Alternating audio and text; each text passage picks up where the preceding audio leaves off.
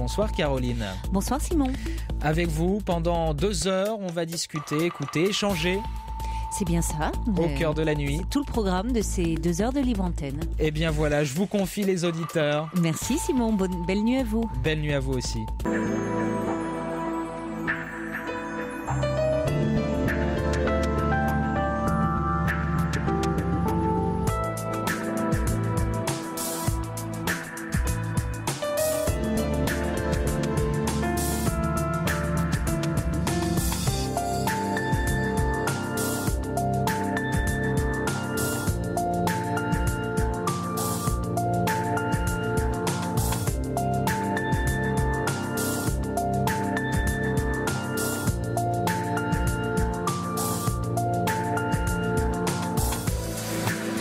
Bonsoir, heureuse de vous savoir là, tout près, de l'autre côté du poste. Jusqu'à 1h, je suis tout à votre écoute. Vous pouvez vous confier à moi au 39 21, où vous serez chaleureusement accueillis par Paul et Jeanne, sous le regard de Julien Jaffray, qui est de retour pour toute cette semaine. Et vous pouvez également m'envoyer vos messages pendant ces 2 heures de direct par SMS au 7 39 21, en les commençant par le mot nuit, et par mail sur le site europe1.fr. Europe 1, Caroline Dublanche. Bonsoir Jean-Guy. Moi c'est Jean-Claude. Ah, pardon.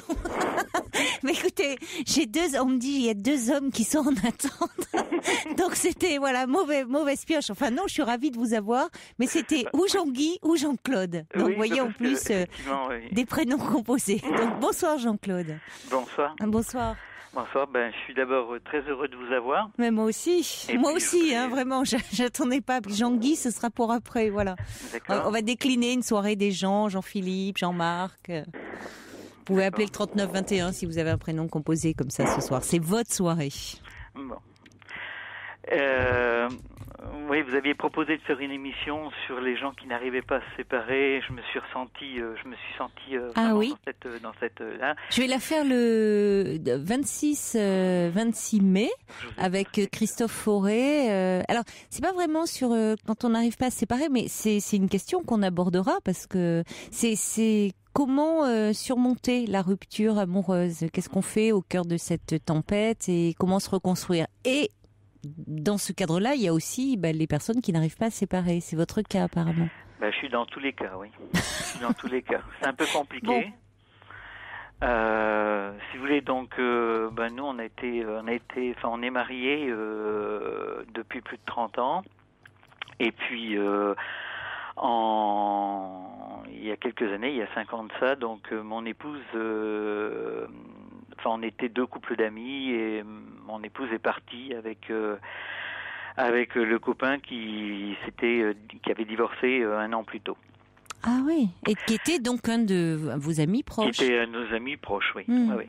Donc en début d'année, moi j'ai rien vu venir, et puis au mois de mai, elle m'a dit, écoute, alors que je partais moi en stage pour le travail, elle m'a dit, écoute, moi je pars, j'ai rencontré quelqu'un et je pars. J'ai été complètement abasourdi et tout ça. Et le dimanche soir, quand elle est revenue, je l'ai pris dans mes bras et voilà. J'ai pas pu lui dire, écoute, t'as rencontré quelqu'un, tu pars. C'était pas possible pour moi. C'était pas possible. J'ai demandé du temps, je lui ai demandé tout ça, elle m'a accordé du temps. On a passé des vacances ensemble. C'était à la fois terrible et fou. Et parce qu'elle recevait des appels sur son portable, j'étais dans un... Mais elle est restée combien de temps avec lui? Très peu, en fait. Si vous voulez, elle se connaît, on se connaissait, oui. Et elle est, sans que je le sache avant qu'elle me le dise, du début de l'année 2008 jusqu'au mois de mai. Et au mois de mai, elle m'a dit ouvertement, je connais quelqu'un et je vais partir. Et là, je lui ai demandé du temps. Elle est partie en novembre de cette même année. Et donc, moi j'ai eu du temps pour m'y préparer, mais voilà. Et j'ai plongé un petit peu dans la dépression. Je suis allé voir un psychologue avant, etc. Mais enfin bon, c'est pas terrible. Puis après j'ai dit de toute façon qu'est-ce que tu veux, enfin c'est comme ça. Donc on se revoyait. Elle venait des fois à la maison, elle venait voir ce qu'il en était et tout ça. Et puis je lui disais mais t'en es où? Enfin elle me dit non, je suis heureux. Voilà, je serai heureux quand toi tu seras heureux. Alors, j'étais entouré d'amis et puis on est sortis et j'ai rencontré une personne. Oui. Et puis donc cette personne, on sait plus. Bon. Et donc on s'est mis on était ensemble à partir du début de l'année 2009. Et puis quand on était ensemble, j'ai prévenu mes enfants. J'ai dit écoutez, vous pouvez être tranquille. J'ai rencontré quelqu'un, tout va bien. Enfin voilà. Et j'ai appelé également mon épouse en lui disant écoute, tu voulais être heureux quand je serais heureux. Voilà, j'ai rencontré quelqu'un et puis voilà. Elle m'y a dit après. Donc après cette conversation téléphonique, elle est tombée dans les pommes. Elle était comme folle. Et dans la nuit, elle est venue à la maison, parce que moi j'avais gardé la maison. Elle est venue à la maison, donc elle avait gardé les clés et tout ça. Et puis elle a ouvert la lumière dans la chambre et elle nous a crié dessus comme c'était pas... Enfin, voilà quoi. Elle était comme folle. Ma copine, c'est pareil, était traumatisée comme moi, etc. Le lendemain, j'avais bouclé la porte parce qu'elle disait je vais foutre le feu, des propos complètement incohérents. Et puis le lendemain, elle est revenue dans la maison. Elle voulait absolument rentrer dans la maison. Moi, j'avais tout bouclé. Je suis arrivé et puis donc c'était la crise, une crise vraiment d'un petit peu. Et puis devant ses pleurs, devant tout ça, j'ai dit c'est tout, j'arrête avec ma copine et elle m'a demandé si on pouvait refaire ensemble. À partir de là, elle a dit écoute. Donc elle a laissé aussi l'homme. Oui, avec mais elle qui m'a elle demandé était. du temps. Elle m'a dit laisse-moi du temps. Je vais lui dire adieu et puis voilà. Alors moi je me suis retrouvé un petit peu sur la paille parce que. Oui, vous aviez dit au revoir à votre copine et elle voulait du temps.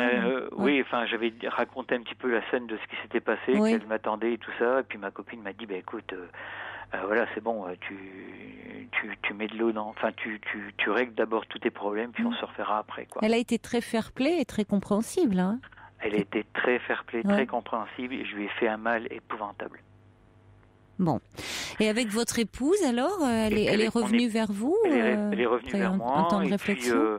D'entrée, ça a été des crises de jalousie, comme quoi j'avais fait ça, comme quoi j'avais amené une copine à la maison, comme quoi j'avais amené une copine dans notre lit. Donc on était très loin du discours comme ça, très posé, où finalement ce qui lui importait, c'était que vous soyez heureux puisqu'elle l'était. On voit bien qu'on est, dès qu'on touche comme ça aux sentiments amoureux, on part très vite dans l'irrationnel entre ce que l'on dit et puis ce que l'on fait. Complètement. Et puis donc c'était une année où on n'a pas pu se reconstruire. On était, moi j'étais complètement à l'ouest. Je me disais mais je viens de quitter quelque chose. Et dans lequel vous étiez bien. Vous étiez bien dans cette nouvelle effectivement. rencontre. Après mais c'était pas forcément peut-être la femme de ma vie, mais j'avais passé moi une étape. Oui. Et puis je m'étais dit il y a peut-être aussi du bonheur ailleurs. Il y a peut-être à reconstruire. Il y a tout ça, mais on se faisait des projets, on se faisait, voilà quoi. Mm-hmm. Et pendant ce temps-là, donc quand vous êtes revenus ensemble cette année, vous dites qu'elle a été très difficile parce que votre femme continuait à vous faire des scènes, des crises de jalousie. Oui. Et puis après, des fois elle buvait et elle me tapait dessus. C'était. Et auparavant, elle avait tendance à s'alcooliser. Non, pas du tout. Ah oui, elle a complètement basculé là. Hein. C'était. Que vous ayez pu rencontrer une autre femme. Comme ça parce que toi t'es pas tout à fait avec moi, parce que effectivement moi j'étais pas forcément dedans. C'était pas faux non plus. Oui. Elle me dit mais tout ça c'est aussi de ta faute. Et vous n'avez pas à ce moment-là peut-être vous n'êtes pas dit d'aller voir quelqu'un pour vous aider. J'ai proposé mais elle voulait pas. Ah bon? Parce qu'elle, elle est dans le milieu psychiatrique et tout ça, et puis Oui. elle connaît trop de monde, enfin, et elle Oui. voulait pas. D'accord. Bon, parce qu'elle était, enfin, elle était dans une grande souffrance. Oui. Elle avait pas Oui. le fait de vous savoir avec une autre femme, ça lui a été vraiment insupportable. Et vous, du coup, bah, vous n'étiez pas bien non plus. Enfin. Non. Non. Alors voilà. Et puis elle me disait sans arrêt, je vais repartir. Enfin voilà. Donc elle avait gardé son appartement et puis c'est ce qu'elle a fait. Elle a, donc ça passait par des hauts, ça passait par des bas, à la fois des très hauts et des très bas. Et elle est partie finalement? Et elle est partie en fin d'année. Okay. En fin d'année, donc puis moi ma copine m'avait relancé un coup. Oui. En me demandant si je pouvais lui rendre un coup de main, donner un coup de main, etc. J'y suis allé, et puis quand on s'est retrouvés, mais c'était comme si on venait de se quitter, quoi. Ouais. Donc voilà. Donc moi aussi, j'entretenais, je suis pas clair non plus, quoi. Hein. Et c'est-à-dire que en même temps, ce que vous viviez dans votre relation avec votre épouse était quand même très très déstabilisant. Oui. Donc on peut comprendre, c'est pas que vous n'étiez pas clair, c'est que c'est votre copine qui vous recontacte.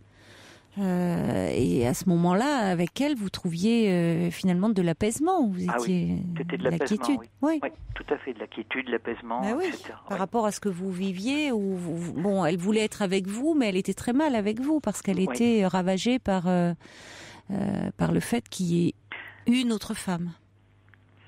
Mais j'ai le même comportement moi avec elle. Enfin, quand elle est plus là, ça va plus. Je suis pas bien non plus. Enfin, donc c'est pour ça que je vous dis. Parce que aujourd'hui, où vous en êtes tous les deux? Enfin, si vous voulez, après, moi, je me suis remis avec ma copine. Et puis, mais ça n'allait pas. Enfin, il fallait qu'on soit caché. Donc ça lui allait pas. Et puis après, mais chaque fois que j'étais avec quelqu'un, ma femme m'appelait. Comme si, admettons, je sais pas, elle le sentait, tout ça. Et puis on a décidé en septembre après d'essayer de se remettre de nouveau ensemble. Sur d'autres bases, elle gardait son appartement, moi je gardais la maison et on se voyait comme ça. Ouais. Moi, c'est pas une solution qui m'allait très très bien. C'est elle qui l'avait plutôt imposée. Oui. Je disais on laisse passer du temps et puis effectivement ça pourra peut-être aller mieux. Je pensais que les crises de jalousie allaient s'estomper, etc. Et puis en fait, les crises de jalousie sont toujours présentes, sont toujours ça monte. Elle me dit mais j'y peux rien, ça monte et voilà. Oui, et c'est tous les 2 jours, elle me dit oui, qu'est-ce que t'as fait avec tes grognasses, patati patata, parce qu'en fait elle a su en fait tout ce que j'ai fait, tout ce que je ressentais, parce qu'elle est venue à la maison où sur des cahiers je marquais un petit peu ce que je faisais, ce que je ressentais, etc. Et elle m'a dérobé ces cahiers. Oh là là, oui, mais enfin bon, en même temps elle mettait, elle ingurgitait elle-même le poison, elle allait au devant, parce que c'est vrai que du coup elle ressentait, elle découvrait vraiment votre intimité, mais elle a été cherchée, elle se faisait du mal, volontairement. Elle était jalouse auparavant quand vous étiez ensemble, non, donc il y a quelque chose, ça a déclenché mais c'était comme une réaction possessive. Quand je lui ai dit que j'étais avec quelqu'un, mais elle me dit ça a été comme un traumatisme. Oui. Elle est tombée dans les pommes. Et moi avant, j'avais jamais vu comme ça, quoi. Oui, c'était pas quelqu'un de particulièrement possessif et. On est tous les deux. Enfin, moi, je dirais qu'on est tous les deux quand même un peu possessifs. Oui, mais enfin là, tout est exacerbé depuis ça aussi. C'est ça, vous n'arrivez pas à retrouver une relation apaisée. Mais on le voit, parfois d'ailleurs, ça arrive plus fréquemment qu'on ne le croit au moment de l'annonce d'une rupture où les deux se retombent à nouveau dans les bras, ont des relations à nouveau très passionnelles, se disent qu'ils s'aiment, font l'amour à nouveau ensemble, parce qu'il y a quelque chose qui est comme un ultime désir de fusion avant de se séparer à nouveau.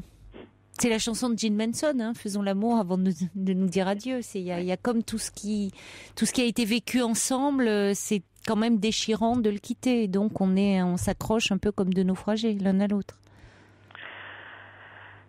Oui. Alors ce qui s'est passé, c'est que moi, d'un point de vue financier, donc je lui ai alloué une certaine somme d'argent, et puis en octobre 2012, donc ma situation s'est détériorée. J'ai été licencié, et j'ai commencé à lui dire que je pouvais plus assumer autant.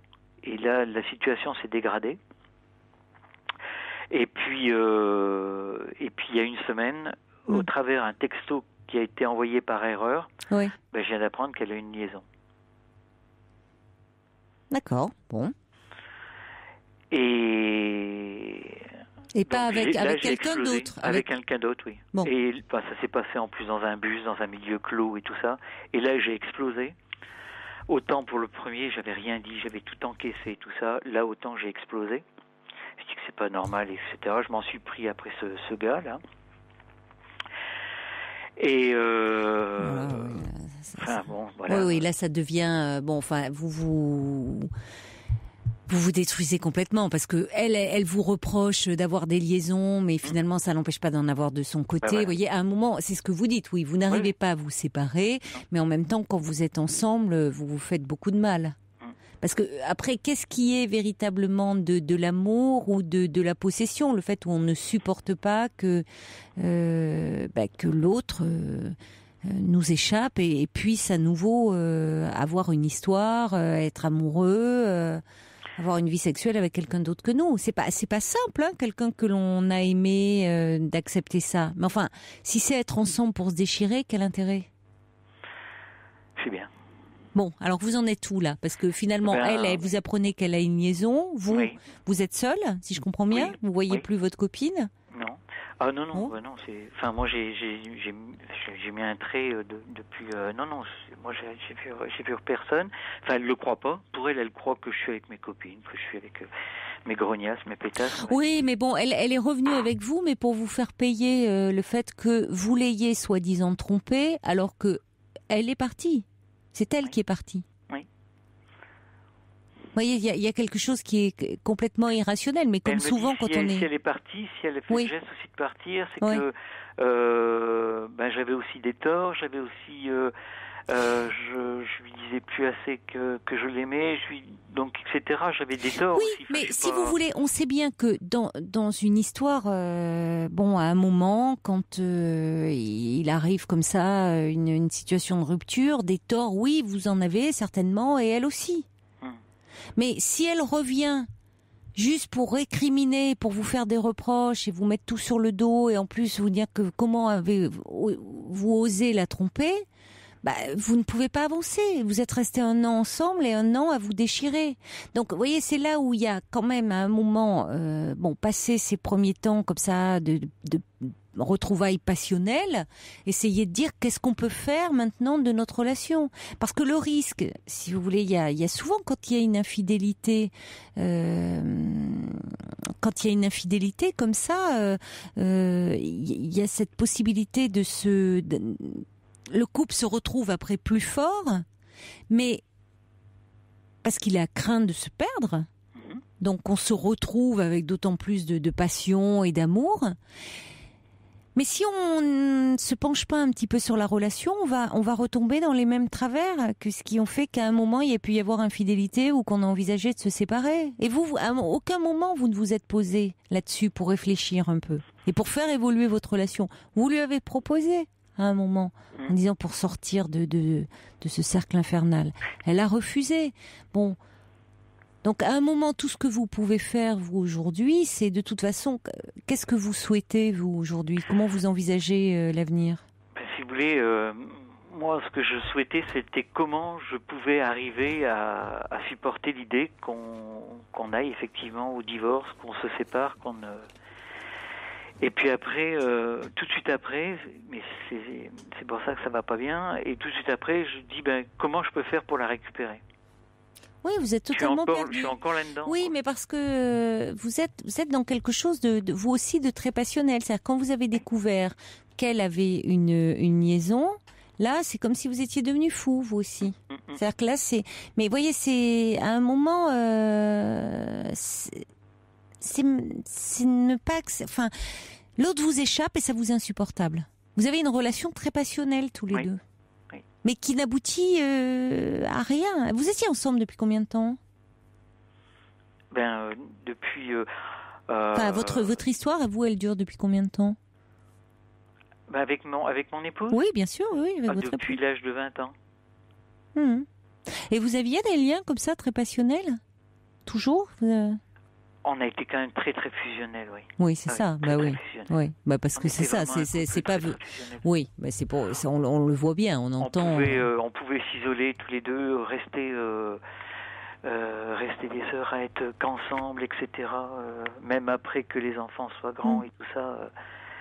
Oui, mais on voit la nature des liens là où c'est du coup hors de la fusion. Vous vous demandez comment exister l'un sans l'autre. Et puis moi, quand je la vois, mais je fonds littéralement. Enfin, je n'ai plus de volonté. Je n'ai plus qu'une volonté, c'est de la prendre dans mes bras. Et encore elle maintenant. Et elle ? Et elle se refuse là. Elle me dit non, arrête. Oui, mais parce qu'elle est dans une grande souffrance. Aussi, comme vous d'ailleurs. Oui. C'est-à-dire que vous n'arrivez plus à avancer. Enfin, à un moment, donc elle vous reproche vous n'êtes plus assez présent, assez aimant à son goût. Donc elle s'en va. Mais quand vous avez, parce que vous arriviez à commencer à vous reconstruire, hein. Oui. C'est pas rien de sortir d'une relation comme ça très fusionnelle depuis que vous vous connaissez. Vous aviez 20 ans, donc c'est une grande partie de votre vie. Vous avez quel âge aujourd'hui ?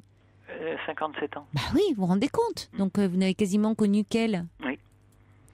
Et finalement, je trouve que vous vous remettiez plutôt bien. C'est pas rien d'avoir à nouveau une histoire. Comme vous dites, c'était peut-être pas.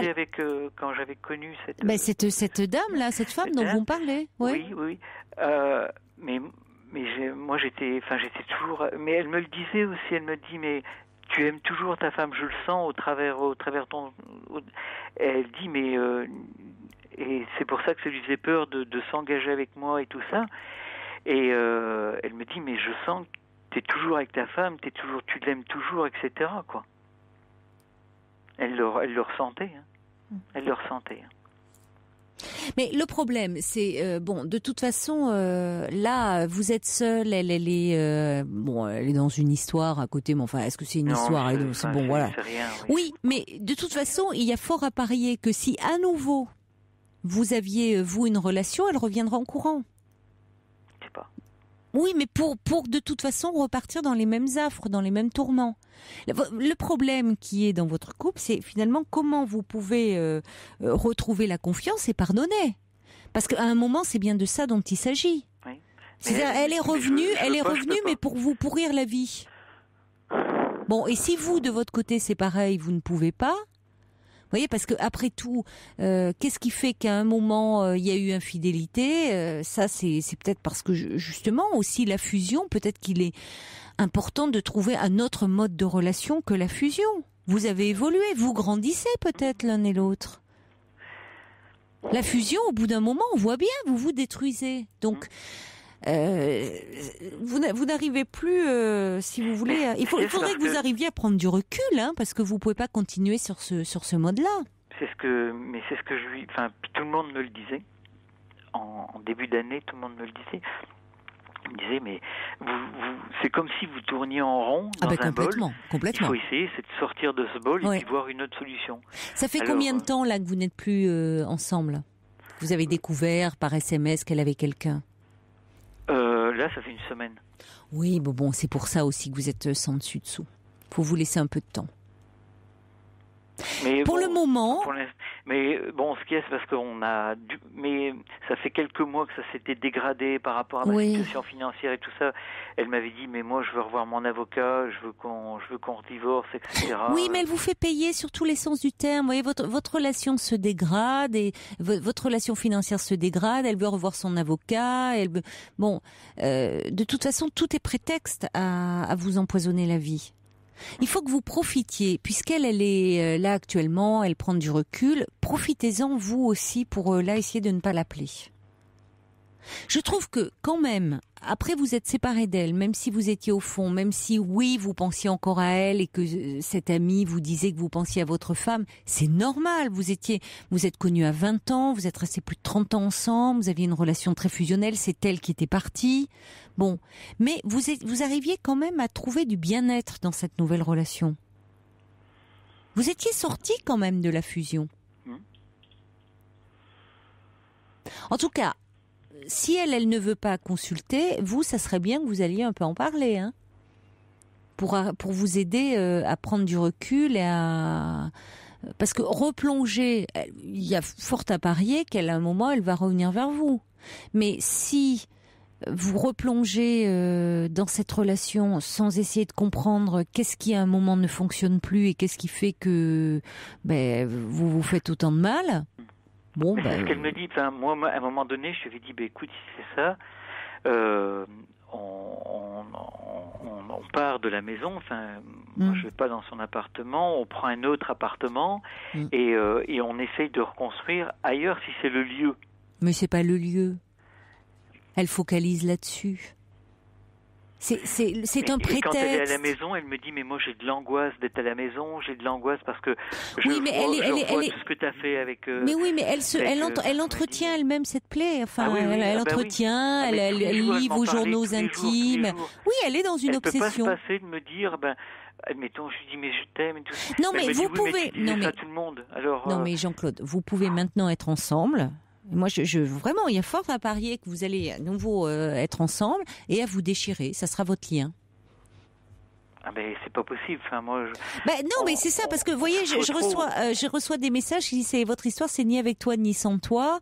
Il y a Colombe qui dit c'est pas de l'amour, c'est de la rage. Alors Cathy a dit après tant d'années avoir envie de sa femme à ce point.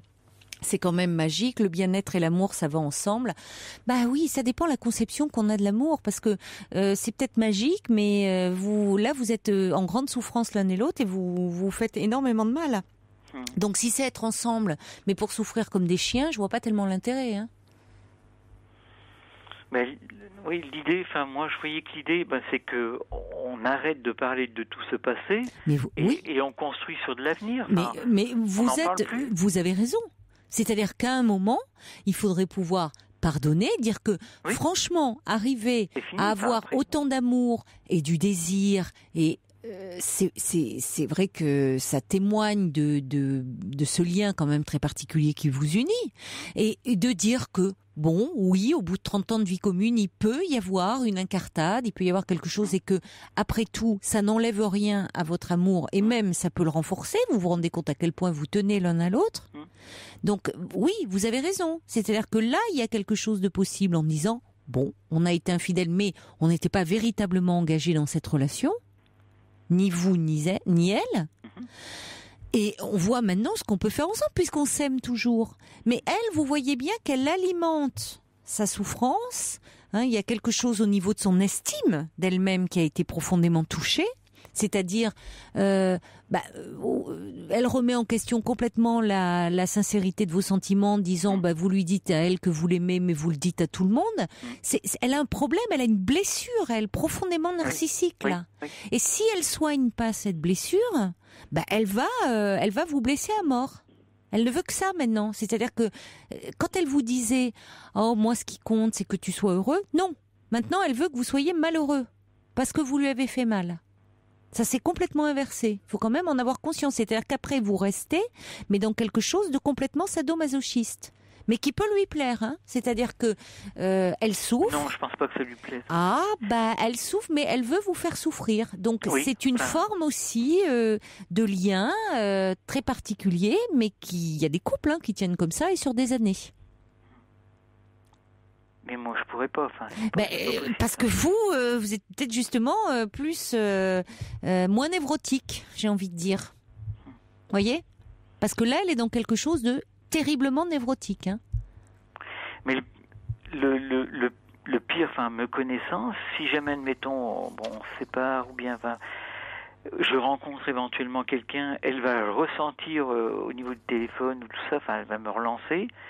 Et je suis pas sûr, moi, de pas replonger, de nouveau tout replaquer pour elle. Mais oui, mais ça c'est évidemment. terrible, Parce que moi, je fais souffrir les gens autour de moi. Vous avez besoin de vous... vous voyez, à un moment, vous avez songé, vous, à aller voir quelqu'un.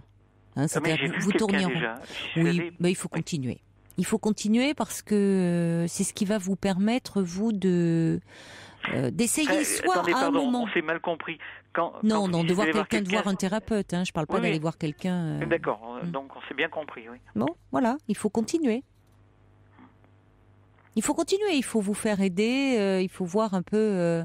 parce que si c'est la reconquérir, mais qu'elle est toujours... ou enfin, vous, il faut que vous posiez des conditions dans ces cas-là. Si elle revient vers vous, en disant que vous voulez pas reprendre une relation pour vous faire mal l'un et l'autre. Hein, si maintenant le lien d'amour se transforme en lien de haine, c'est pas la peine. Non. Hein, donc, après tout, ça peut l'amener vraiment à réfléchir si vous arrivez, vous... alors, je sais, vous me dites que vous fondez devant elle, mais enfin, bon, au bout d'un moment, si c'est pour y perdre toute énergie et vous vider complètement de votre substance dans cette relation, je vois pas l'intérêt. Si ce n'est vous faire souffrir, et il y a des couples qui fonctionnent comme ça en même temps. Bon, il y a en tout cas Anthony qui envoie un petit mail en disant ce réconfort bref lors des retrouvailles n'est sans doute qu'un acte pour se rassurer l'un l'autre, mais les entailles du passé sont là et ont érodé la relation. Courage, il faut s'armer de patience, apprendre à relativiser et à changer les schémas destructeurs afin de vous reconstruire. Alors il y a justement, je dis que je vais recevoir Christophe Fauré, qui va, on va parler de la séparation amoureuse, et il vient de sortir un livre qui s'appelle Est-ce que tu m'aimes encore? Et alors je pense que vous trouverez beaucoup de pistes là-dedans. C'est justement sur l'infidélité, se reconstruire après l'infidélité. C'est paru chez Albin Michel. Je pense que ça pourrait vous aider. Hein. Est-ce que tu m'aimes encore? Voilà. Parce que oui, il y a de l'amour, mais si c'est pour vous détruire. Oui. Il y a Sergio qui dit à ce niveau-là, c'est pas un thérapeute qu'il faut, c'est un exorciste. C'est presque ça, hein. C'est-à-dire qu'il y a quelque chose de l'ordre de l'envoûtement, mais comme souvent lorsqu'il y a des relations fusionnelles. Mais c'est très dur lorsqu'il y en a un qui sort de la fusion. Si l'autre n'accepte pas ce mode de relation, et c'est là où je pense que vous avez besoin d'être aidé à faire évoluer votre relation, si elle est d'accord, ou en tout cas, sinon, à vous dire que vous pouvez exister en dehors de cette fusion. Elle aurait besoin de se faire aider parce qu'il y a chez elle une blessure narcissique. C'est peut-être pas par hasard que vous avez aussi fusionné autant tous les deux. Hein. Un petit message encore qui dit si vous pouviez essayer de ne pas la rappeler, de vous recentrer sur vous, de reprendre des forces et de voir quelqu'un pour reprendre confiance en vous.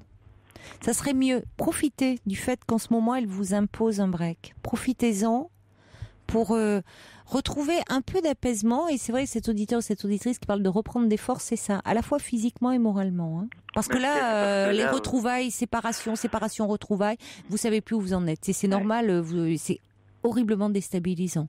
Donc profitez de ce break pour vous, revoir la personne, le thérapeute que vous avez vu et parler. Ça va vous aider, vous, un peu à, voyez, moins vous éparpiller et moins voir à travers elle, à travers son regard à elle, et apprendre à regarder avec vous. Vous avez, on sent vous avez cette capacité-là, donc travaillez-la. Il y a Corinne qui dit, avec un thérapeute, vous pourrez aussi un peu prendre du recul et réaliser qu'il y a d'autres façons, peut-être, d'aimer et de pouvoir trouver un peu de sérénité. Bon courage. Merci Caroline. Au revoir Jean-Claude. Merci à vous, au revoir. Et c'est à vous Jean-Guy, bonsoir. Oui, bonsoir. Bonsoir. Bah écoutez, moi je vous appelle, bon, j'ai fait une petite tentative il y a 2-3 jours. Pour appeler, vous voulez dire? Ouais, j'avais essayé d'appeler et puis finalement on devait me rappeler le lendemain, j'avais coupé le téléphone et j'ai pas osé rappeler.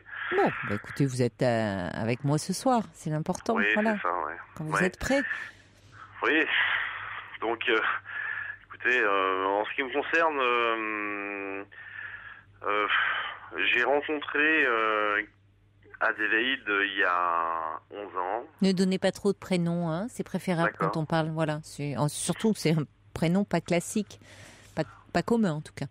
Oui, donc j'ai rencontré cette personne il y a 11 ans. Oui. Et Je cherchais personne suite à une déception amoureuse.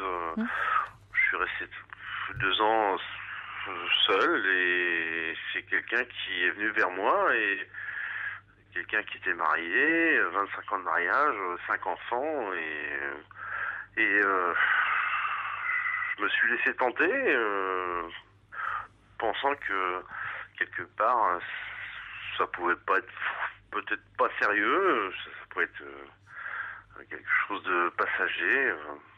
C'était peut-être quelqu'un qui cherchait une aventure. Et en fait, ça a été une histoire d'amour rapide, fulgurante, intense. Ça l'a été pendant 2-3 ans. Et le problème, c'est que c'est quelqu'un qui a des origines portugaises et la famille s'en est mêlée. Quelle famille? Alors, ses parents, ses frères, ses enfants, une partie de ses enfants, pas tous, mais... C'est-à-dire qu'il n'acceptait pas son divorce?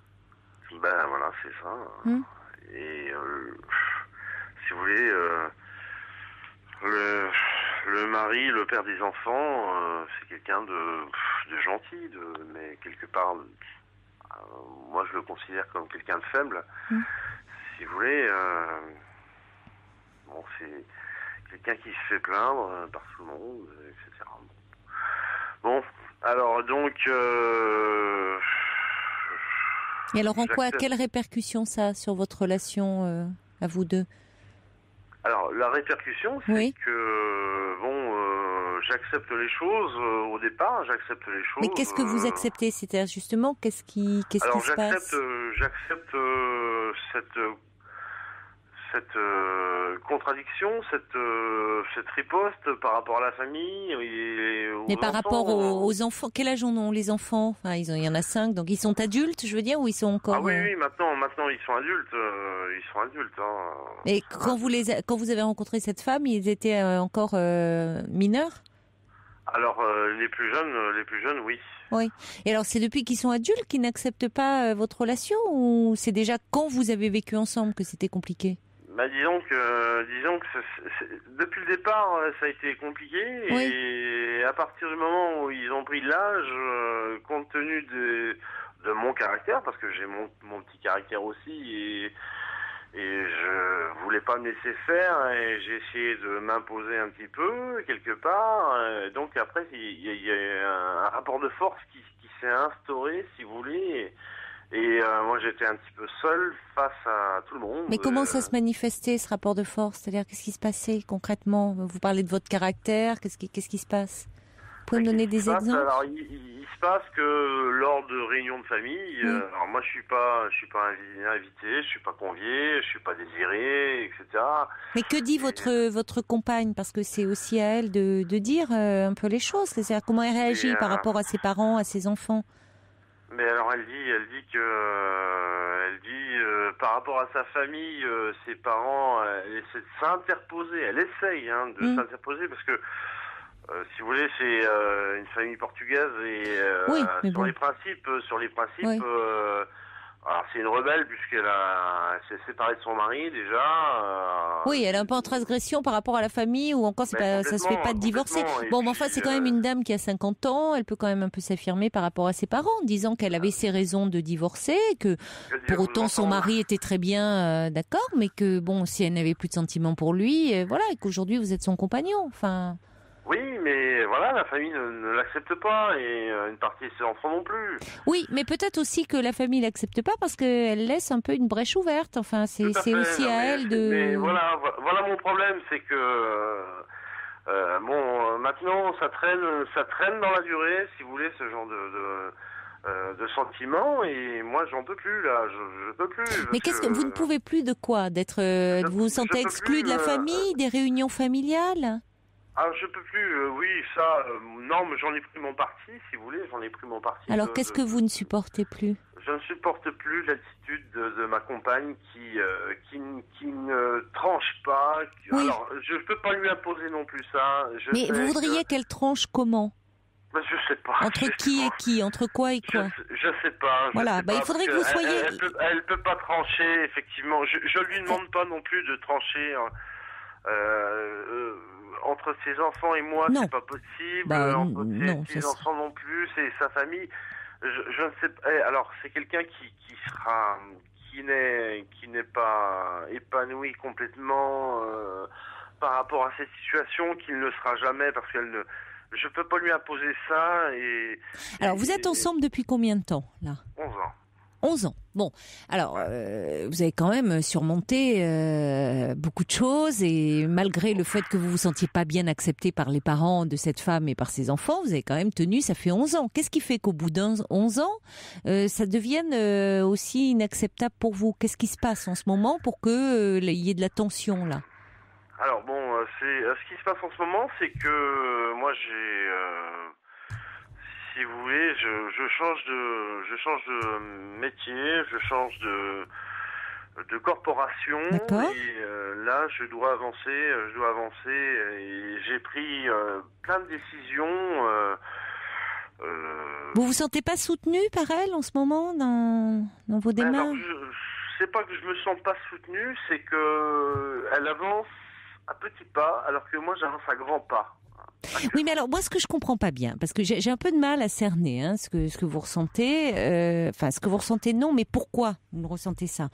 Parce que vous ayez eu du mal à vous imposer vis-à-vis de la famille et de ses enfants, notamment. Bon, oui. On pourrait d'autant plus le comprendre dans les premiers temps de la relation. Hein? Oui. Or, vous me dites, ça fait 11 ans que vous êtes ensemble.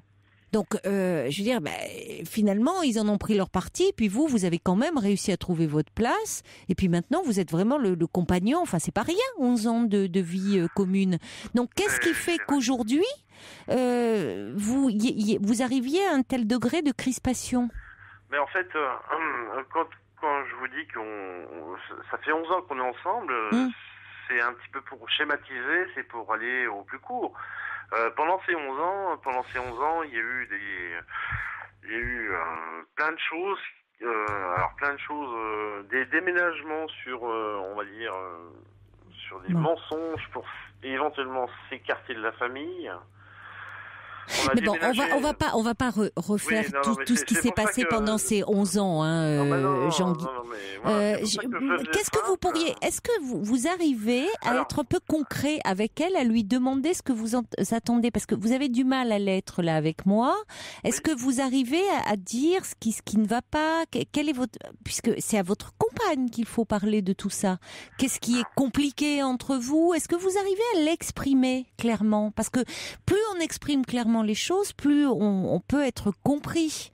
Or là, bon, on sent qu'il y a beaucoup de choses qui vous irritent, mais vous avez du mal à dire quoi précisément? Mais écoutez, en 11 ans de temps, j'ai demandé 3 fois en mariage, elle m'a toujours dit non. Par rapport à ses enfants, par rapport à des situations familiales, toujours.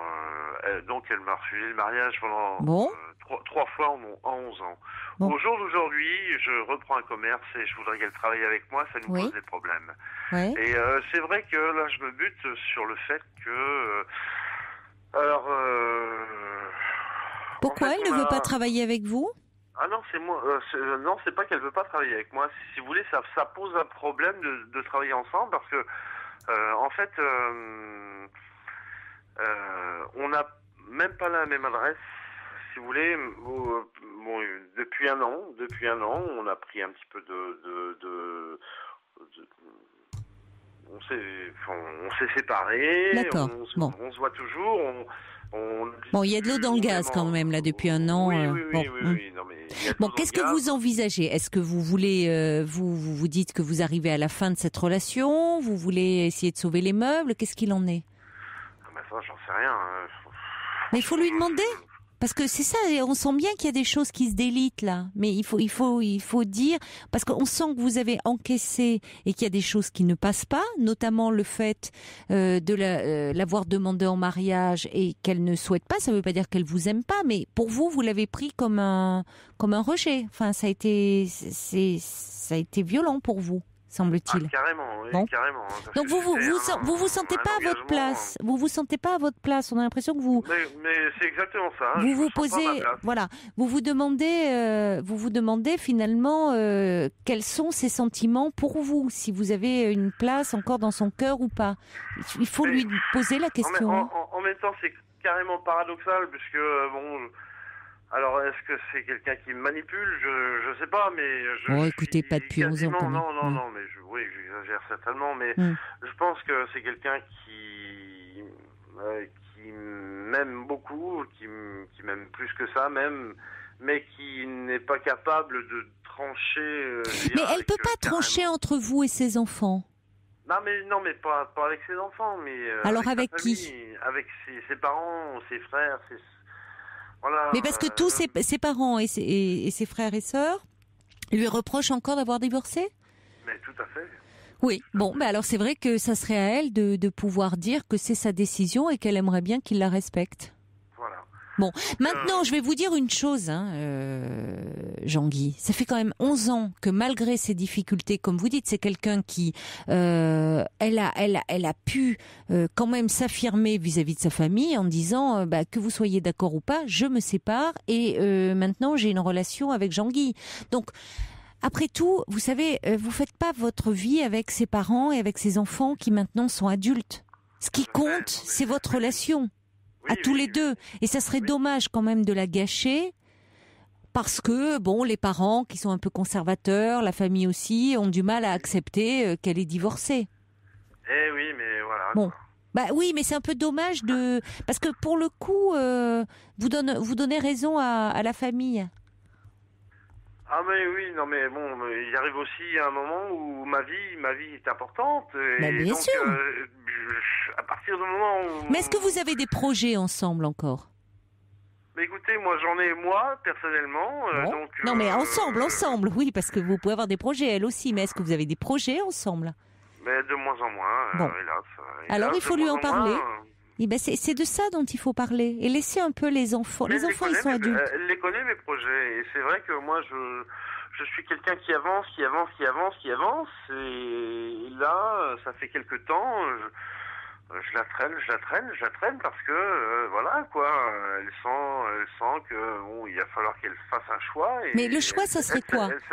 Qu'est-ce que vous aimeriez? Je veux qu'elle vienne avec moi. Où? Mais dans notre vie future. Et Non mais qu'on où? avance. C'est-à-dire qu'elle vive avec vous? Qu'on vive ensemble et puis qu'on évolue ensemble. Oui, mais évoluer comment? Soyez concret. Essayez d'être concret avec elle aussi. Voyez? Proposez-lui quelque chose de... parce que vous avez du mal à... Enfin, affirmer après tout vos attentes. C'est comme ça aussi que vous allez vous rendre compte si elles sont conformes ou pas. Vous avez déjà vécu ensemble ou pas? Comment? Vous avez déjà vécu ensemble? Ah oui, on a vécu ensemble. Là, vous oui. vous êtes séparés parce que ça n'allait plus. Oui. Bon. Ça, oui. Bon, voilà, il faut en tenir compte aussi. C'est-à-dire que pourquoi ça ne va plus? Vous voyez, il faudrait peut-être que vous arriviez à avoir une discussion parce que c'est vrai que vous pouvez pas avancer tout seul si vous n'êtes plus en phase. Mais en fait, oui, c'est ça. Enfin, si, vous pouvez avancer tout seul, évidemment. Mais vous dites, vous avancez, vous la traînez. Ben, pourquoi elle traîne des pieds comme ça? C'est aussi essayer de comprendre, elle, ce qu'elle ressent. Parce que vous dites qu'elle a de l'amour pour vous. Donc ça, c'est déjà très positif. S'il y a de l'amour entre vous et vous aussi, on sent que vous aimez cette femme.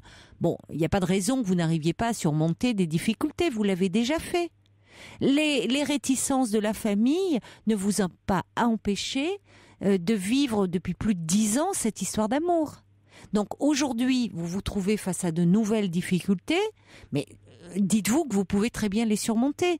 Mais peut-être pas en avançant. Si vous faites le rouleau compresseur sans tenir compte peut-être, elle, de ses difficultés à elle et du fait qu'elle est peut-être un peu en attente et qu'elle reste derrière, il faut aussi essayer de comprendre pourquoi. Parce que sinon, vous vous éloignez. Comme vous dites, vous avancez, Oui. petit rouleau compresseur et vous la laissez sur le chemin.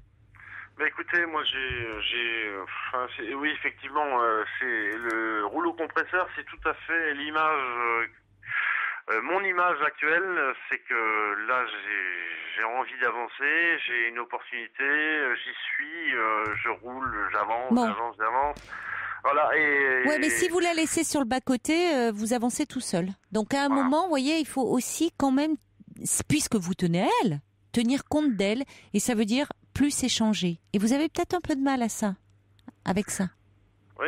Oui, peut-être que j'ai Hein du mal.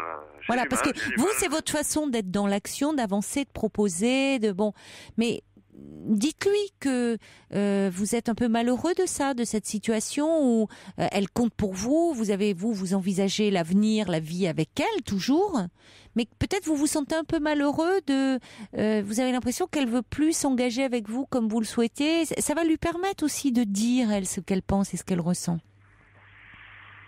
Vous avez besoin de parler un peu tous les deux. Mais malgré tout, on en parle. Effectivement, et c'est exactement ça. Elle se situe plus. Parce que si vous faites des projets tout seul, il faut que vous ayez à nouveau un projet ensemble. Voyez, en tenant compte aussi un peu d'elle. C'est vrai que ce projet, je l'ai construit tout seul. J'ai rien dit à personne.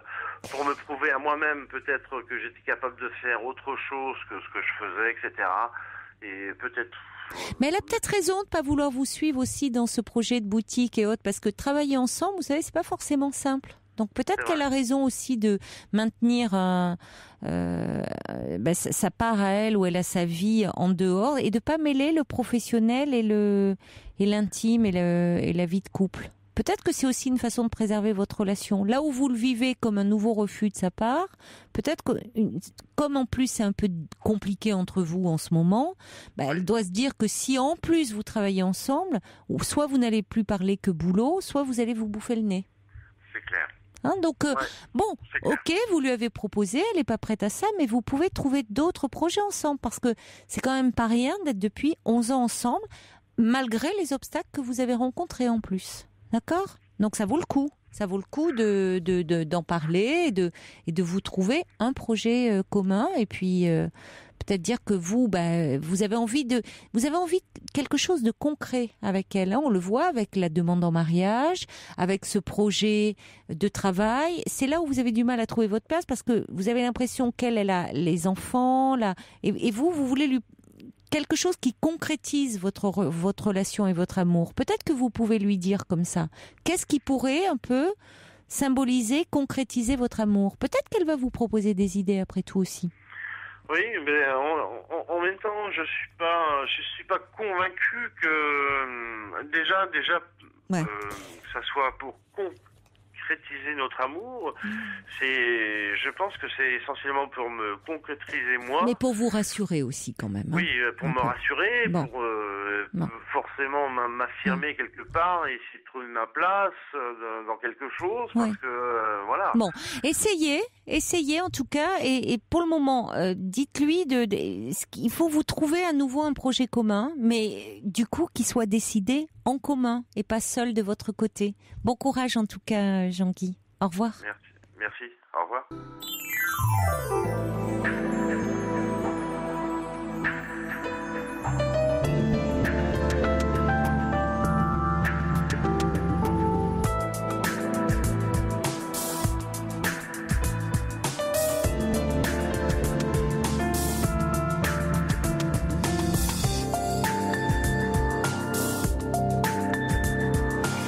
La nuit continue sur Europe 1 avec vos appels au 39 21, toutes vos réactions par mail sur le site europe1.fr ainsi que par SMS au 7 39 21. Bonsoir Katia.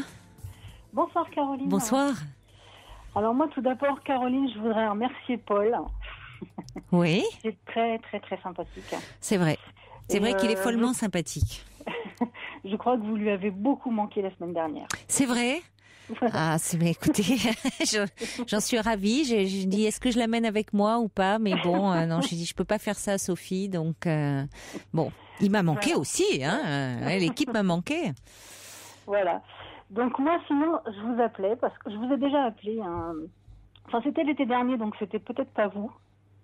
L'été, peut-être pas. Enfin, je suis là une partie de l'été, mais bon. C'était au mois d'août, je crois. Oui, vous aviez peut-être eu Sophie alors, au mois d'août, parce qu'il y avait Caroline Veil en juillet. C'est Caroline Veil que vous avez eu, d'accord. Ah, ouais, tout à fait. Oui. Et donc, moi, j'avais appelé déjà à l'époque pour dire que j'ai 46 ans. Oui. Et je suis divorcée depuis 4 ans et j'ai énormément de mal à refaire ma vie du côté sentimental. Oui. Alors pourtant, c'est pas faute d'eux. Oui, vous en avez le désir, vous en avez envie. Voilà, complètement, ouais, j'en ai envie. Et puis, je navigue sur Internet, comme tout à chacun aujourd'hui. Oui. Je m'étais même inscrite, je ne sais pas si vous connaissez l'assaut des solos. Ah oui, on m'en a parlé, il paraît que c'est très bien, oui. Alors là, c'était pas pour rencontrer l'âme sœur, c'était plutôt parce que j'étais un peu désespérée et je me disais, je vais me faire de nouvelles connaissances, etc. Et c'est bien, vous avez rencontré des gens sympas là sur ce site? Disons que je suis tombée sur un homme, une espèce d'énergumène, qui m'a sauté dessus dès la première soirée et qui m'a pas lâchée. Et puis sauter dessus au propre, au figuré? Non, au figuré. Non. D'accord. Bien sûr. Enfin bon, un boulet, un peu le boulet, quoi. Un peu ça. Ouais. Vous êtes gentil, vous n'avez pas osé l'évincer. Je lui ai donné mon numéro de téléphone. Ah oui, vous êtes très gentil. Il m'a donné. Vous avez dû changer de numéro de téléphone. Il vous a harcelé. Non. Mais il a perdu mon numéro après, donc c'était parfait. Bon, oui, c'est une bonne chose. Sauf que quand je suis retournée dans cette soirée, je l'ai retrouvé un jour.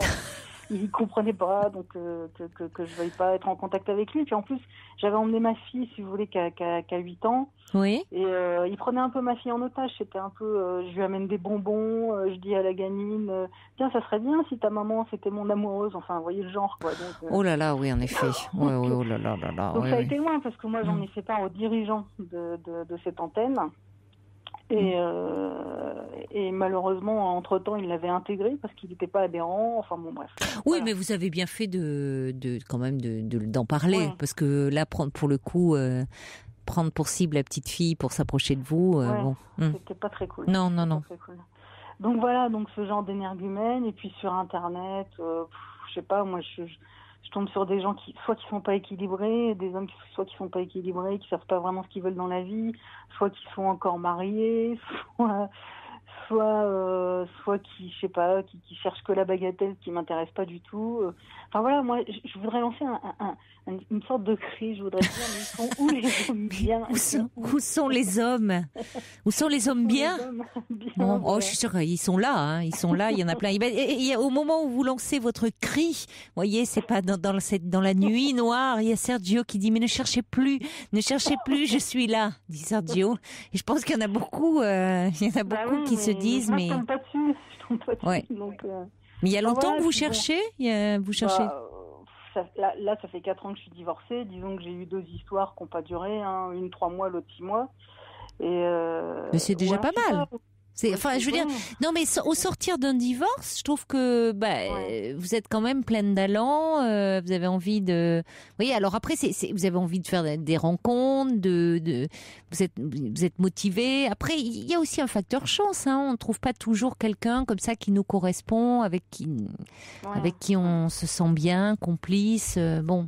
Et donc, du coup, il faut parfois, avoir pas mal de rencontres et des choses qui parfois sont un peu décevantes, mais pour...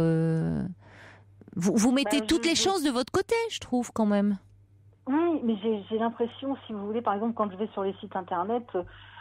Moi, ça fait longtemps que je vais sur les sites Internet. J'ai rencontré beaucoup de mes compagnons avec qui je suis restée un moment et avec qui même j'ai eu des enfants, parce que j'ai 2 enfants par ce biais. Mais maintenant, je sais faire, donc je fais du tri. Et une fois que j'ai fait du tri, il ne reste pas grand monde. Donc, c'est un peu compliqué. Et puis je dirais, en avançant en âge, même si je suis pas vieille, je deviens...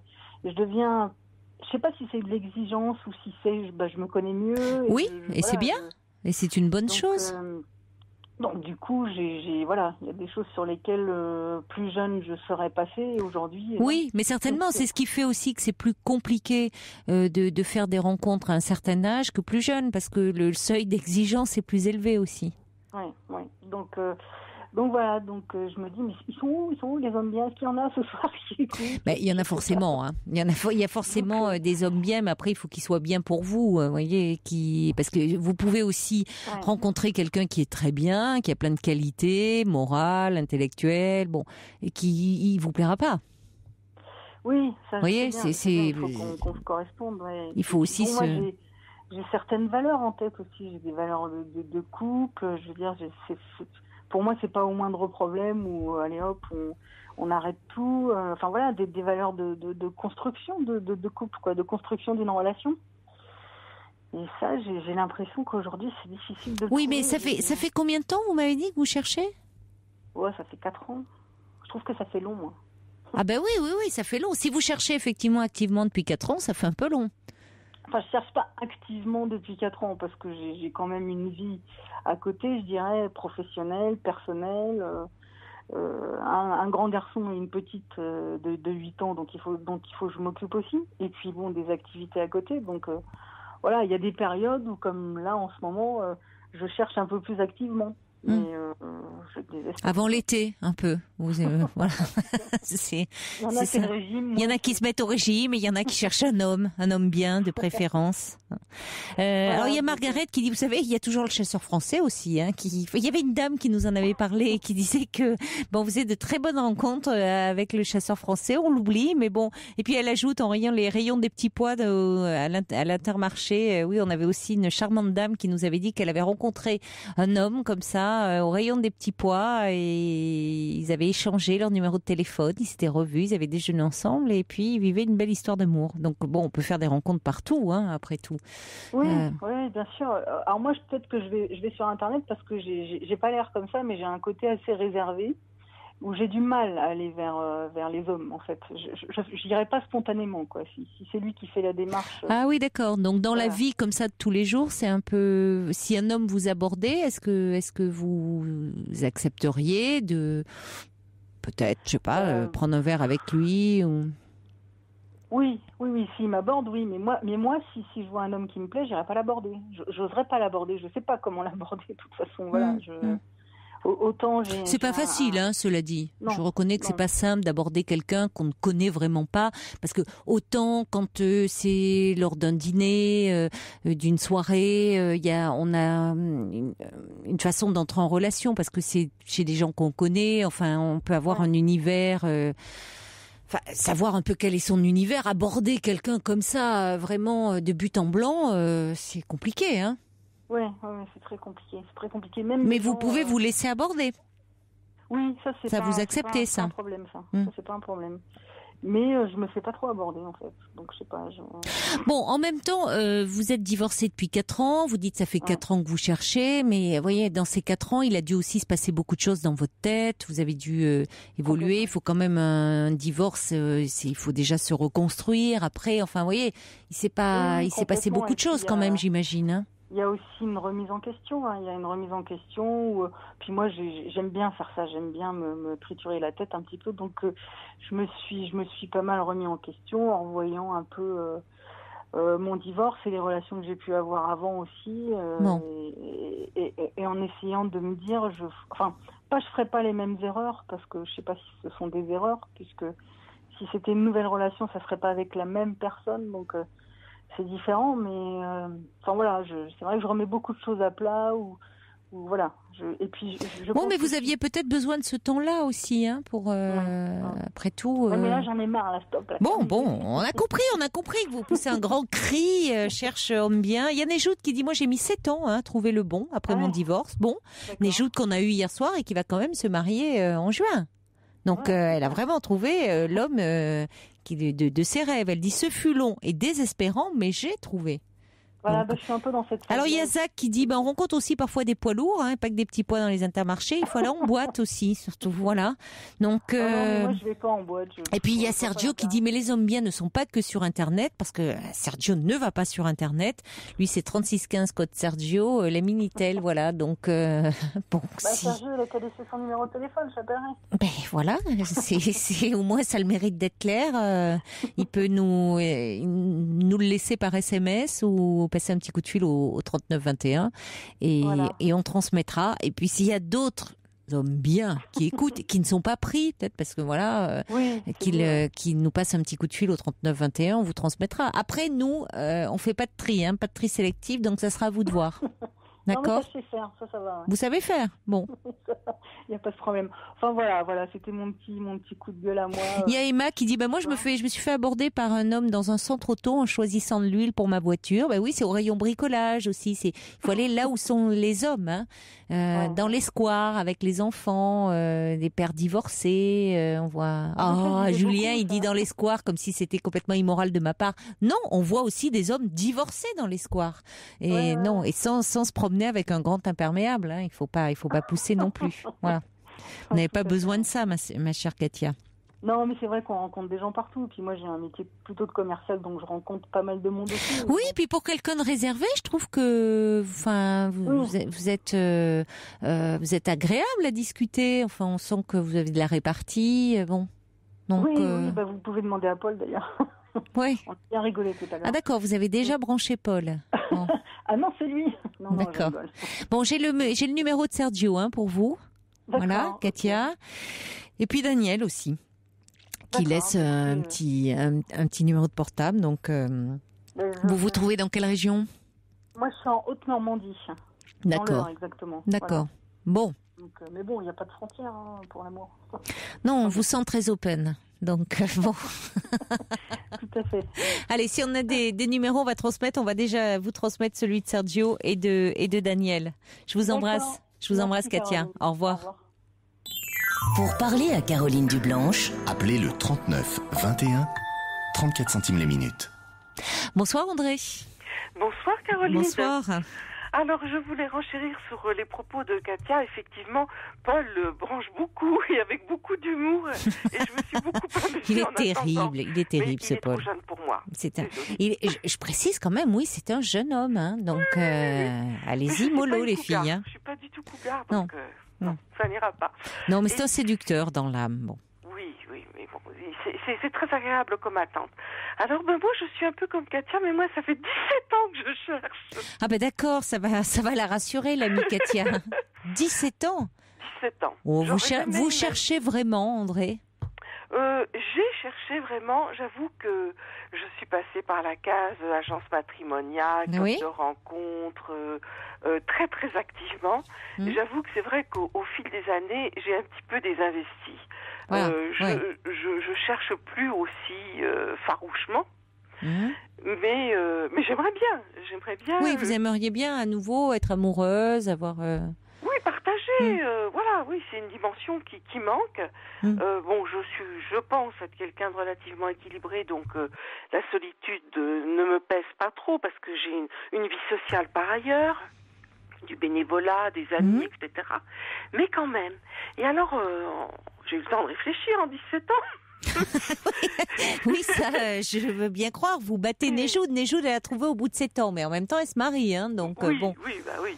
Et je me suis rendu compte qu'en fait, j'étais bien sûr bien loin d'être la seule dans ce cas, mais j'ai en commun avec beaucoup de mes amis et en commun avec beaucoup de jeunes femmes, et ça c'est beaucoup plus triste, je rencontre beaucoup de jeunes femmes de 30-35 ans qui se désolent de ne pas avoir trouvé le père de leurs enfants et de ne pas avoir de famille.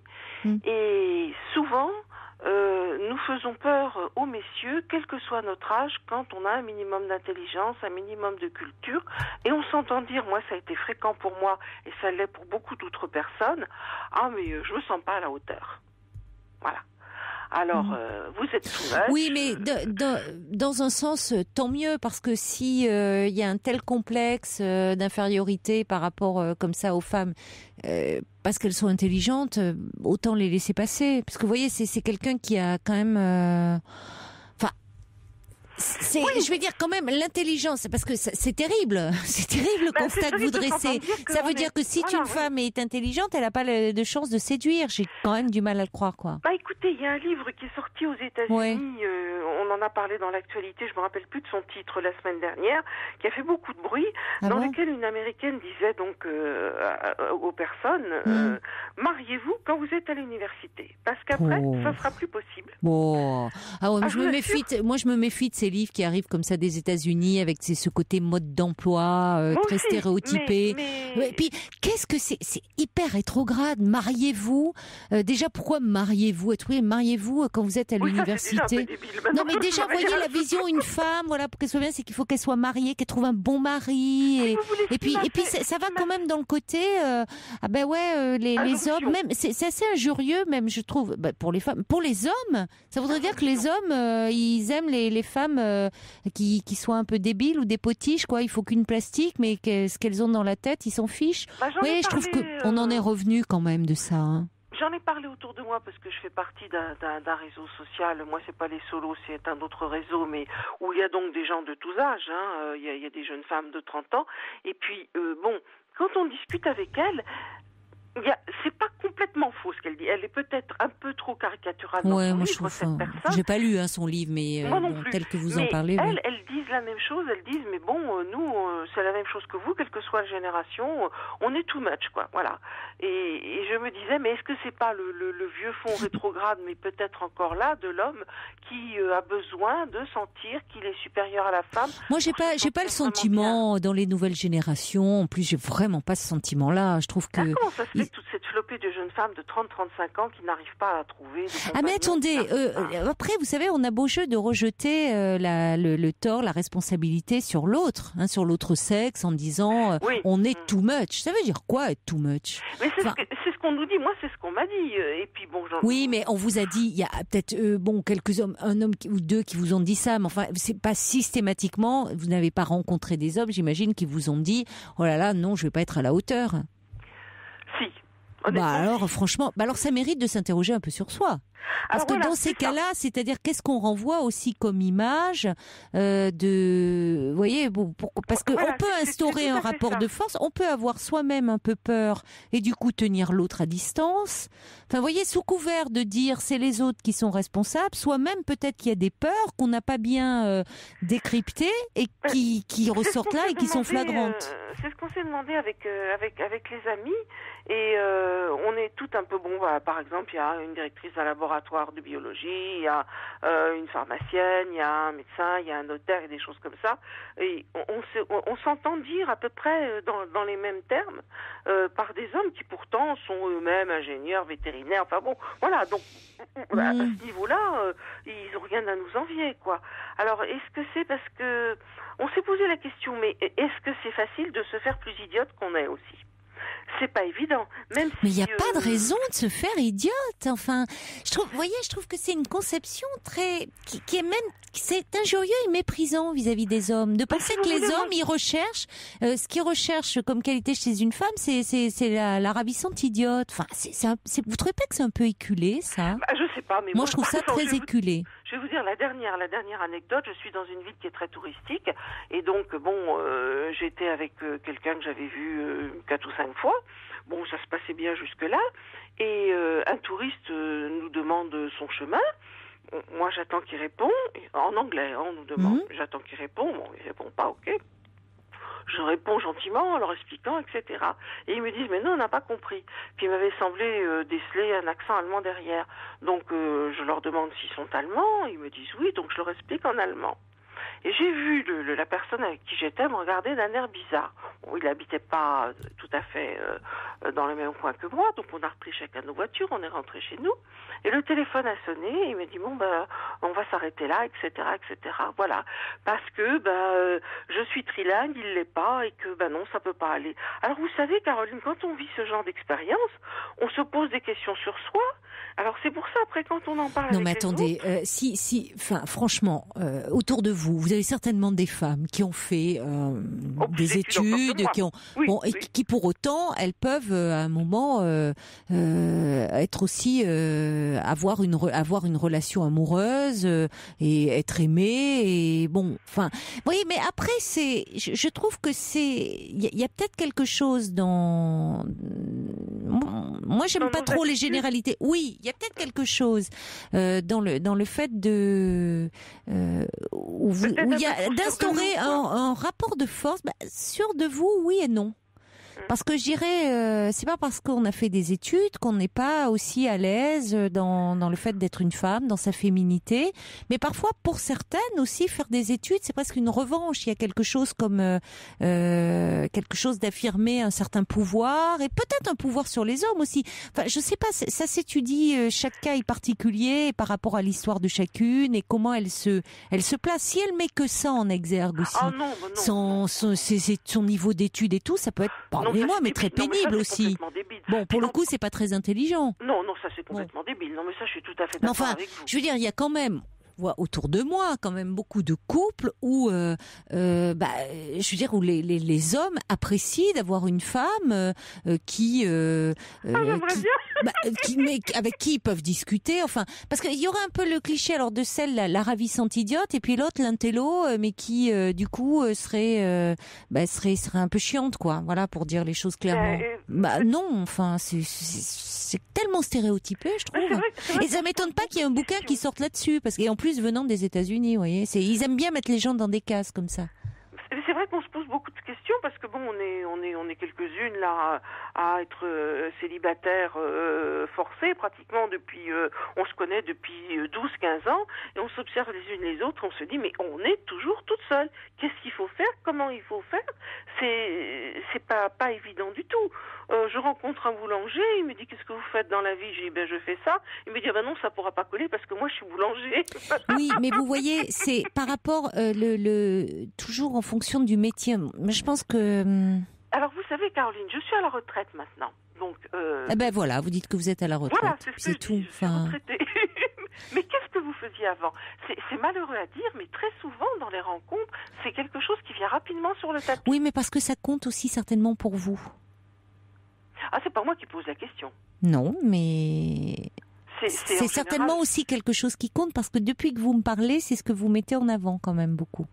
C'est parce que c'est ce qu'on me renvoie, mais probablement que j'aurais à apprendre. Il y a quelque chose comme ça. Alors, cela dit, là, pour le coup, il faut pas être hypocrite. Toutes les études sociologiques montrent que les gens se rencontrent souvent et dans le même milieu. Oui. C'est-à-dire que les mariages ont lieu dans les mêmes milieux sociaux. Il y a des exceptions, mais en général, bon. C'est vrai que le prince et la bergère, c'est pas si fréquent. Voilà. Alors on en voit de plus en plus, cela dit, pour le coup, là dans la réalité, mais dans les faits, c'est vrai qu'on reste quand même encore entre soi. Hein. C'est les mélanges, les mix social est quand même encore assez rare. C'est vrai. Mais pour autant, si vous voulez. Il y a aussi des femmes qui n'ont privilégié, vous voyez, vous parlez de ces jeunes femmes de 35 ans et autres, qui à un moment ont tout axé sur ce qu'on peut comprendre, sur leurs études, sur leur carrière, puis un beau jour elles ouvrent les yeux et disent je suis seule et je voudrais des enfants et hop, et là il y a urgence, quoi. Non, moi, ce qu'on peut comprendre. Non, vous me parliez des jeunes femmes là. Oui, ça m'a. Oui, il peut y avoir à un moment un certain déséquilibre et on peut comprendre attention, hein, loin de moi l'idée de dire que c'est pas une bonne chose. Oui, qu'elles investissent les études, qu'elles évoluent dans un métier puisqu'elles ont fait des études pour cela, et puis qu'à un moment elles se découvrent que il faut sur le plan personnel aussi vivre des choses. Et là, il y a une urgence. Voilà, je trouve ça triste parce que bon, nous, on est d'une génération, on a déjà eu une vie de famille pendant 20 ou 25 ans. Bon, nos maris ont demandé le divorce pour partir avec des plus jeunes, c'est le cas classique. Mais on a eu une vie de famille, on a eu des enfants, donc on se retrouve seul. On a déjà vécu. Mais elles le vivent très très mal et puis elles se désespèrent en disant mais l'horloge biologique tourne et voilà. Oui, mais d'accord, oui, c'est-à-dire que c'est ce que dit Flo, c'est que la vie actuelle avec la volonté et qui est tout à fait légitime pour les femmes de réussir leur vie professionnelle, ça retarde l'âge de construire sa vie personnelle. Donc c'est vrai que ça, c'est une réalité qui existe, où des femmes, après, elles font des études longues, après elles investissent, et dans les premiers temps, elles ont parfois du mal à compétences égales, à trouver une place, en tout cas au même salaire et autres, donc elles doivent quand même encore se battre pour cela, et à un moment, elles se disent, faut pas que ça soit au détriment de ma vie personnelle, avec toute l'angoisse qu'il y a. On sait que c'est plus compliqué. Oui. Ah oui, c'est beaucoup plus compliqué pour elles. Donc je ne dis pas que c'est ça, mais pour autant, je pense que c'est pas parce qu'elles sont intelligentes qu'elles font fuir les hommes et que les hommes ne s'intéresseraient pas à ces femmes-là. Vous voyez, c'est qu'il y a eu un moment de décalage. C'est vrai que je m'interroge profondément là-dessus parce que ce qu'on me renvoie en nous disant, enfin moi puis d'autres, qu'on est too much, je me dis mais bon, on n'est jamais trop. Oui, mais alors il faudrait comprendre en quoi, c'est-à-dire dire too much en quoi. Moi. Bon, parce qu'il y a toujours eu des hommes comme des femmes qui peuvent avoir un certain complexe et qui à ce moment-là, parce qu'ils se sentent en position de d'infériorité, vont dire ça va pas être possible, ou qui sont dans un rapport de force, qui ont besoin de dominer. Bon. Il y a une incompréhension parce que quand un homme me dit mais de toute façon toi t'as pas besoin d'un homme, tu te débrouilles très bien, je dis attends là, mais tu vas où là? Oui mais tu comprends, toi t'as une maison, t'as une voiture, t'as ceci, t'as cela. Je dis oui, je peux faire ma déclaration d'internet d'impôt toute seule, mais j'ai quand même besoin d'un homme. Ah bon? Mais oui, j'ai besoin d'un homme pour la tendresse, pour l'affection, pour la sensualité, la sexualité, pour tout un tas de choses. Alors ils sont tout étonnés. C'est pas parce que on est indépendante financièrement qu'on n'a pas besoin d'eux. J'ai l'impression qu'à partir du moment où ils nous voient indépendantes, on n'a plus besoin d'eux. Mais si, c'est pas parce qu'on va pas. Oui, mais alors ça, c'est peut-être une question de génération, parce que franchement, on n'a plus. Vous voyez, parce que je trouve que dans les nouvelles générations, on n'a plus du tout ça. Hein. Oui, c'est vrai que moi j'ai 65 ans pour tout dire. Oui. Donc effectivement dans ma génération. Oui, donc peut-être qu'effectivement il y a encore ce besoin, c'est l'homme qui amène la sécurité matérielle, financière et autres, et qui se disent comme vous êtes totalement autonome, qu'est-ce que vous attendez? Et comme vous dites, vous attendez du partage, de la complicité, plein de choses, de la sensualité, enfin tout ce qui se vit, dans cette relation amoureuse. Mais je pense que franchement, dans les générations, justement, vous parlez des trentenaires, on n'a plus ça, je trouve. Enfin. Regardez, il y a à peu près 87% des femmes des salariés qui sont 87% des femmes qui travaillent, aujourd'hui. Donc c'est devenu, c'est la norme. Oui. C'est la norme. Moi, j'étais une pionnière à mon époque, mais maintenant, heureusement d'ailleurs que c'est devenu courant. C'est très bien comme ça. C'est très bien comme ça, mais il y a un revers de la médaille. J'ai l'impression qu'il y a quand même quelque part un peu un prix à payer pour nous les anciennes. On a eu nos vies de famille, on a eu nos enfants, on se retrouve divorcés et on rame et on ne retrouve pas quoi. Et bon alors c'est vrai que c'est intéressant ce que vous m'avez dit, ce que je renvoie aux autres. Oui, il y a peut-être lieu de travailler là-dessus. Peut-être parce que c'est-à-dire qu'il y a dans cette personnalité affirmée que vous avez, ou vous finalement vous pouvez donner l'image de quelqu'un qui se suffit à elle-même, qui est très bien avec elle-même, et qui doit être le cas d'ailleurs, parce que sinon je pense que depuis vous seriez mise avec quelqu'un, mais vous ne voulez pas à n'importe quel prix, et vous avez bien raison. C'est pas être avec quelqu'un pour être avec quelqu'un, pour combler vraiment votre solitude. C'est-à-dire que votre solitude, vous arrivez très bien à faire en sorte qu'à la gérer, à ce que soit finalement assez agréable malgré tout.